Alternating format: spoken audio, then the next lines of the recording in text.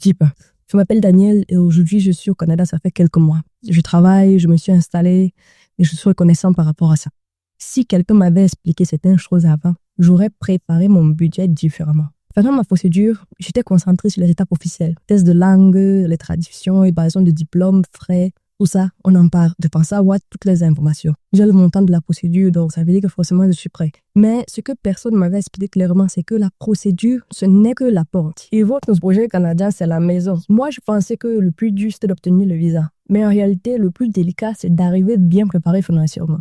Parce que quand tu arrives ici, tout va vite. Il te faut le logement, les dépôts, les premières dépenses, téléphone, les petites choses qu'on ne calcule jamais. Et là, tu te rends compte d'un truc. Tu connaissais le coût pour partir, mais tu ne connaissais pas le coût pour t'installer au Canada. Et ça crée une pression que tu n'avais pas prévue, un stress d'arriver dans un pays que tu ne connais pas, alors que ton objectif c'était de commencer sereinement. Donc, si tu as déjà commencé ta procédure, ne calcule pas seulement ta procédure, calcule le projet entier, le projet complet. Parce que ce qui surprend ici, ce n'est jamais ce qu'on voit au début, mais c'est ce qu'on découvre après. Et pour ça, il existe un guide qui te détaille ça exactement, pas juste les frais, mais tout le budget global du début de ta procédure jusqu'à ton installation à Yellow Canada. Et franchement, j'aurais préféré acheter ce guide-là à 6 500 francs CFA et voir le chiffre complet de ma procédure que de découvrir. C'est un chose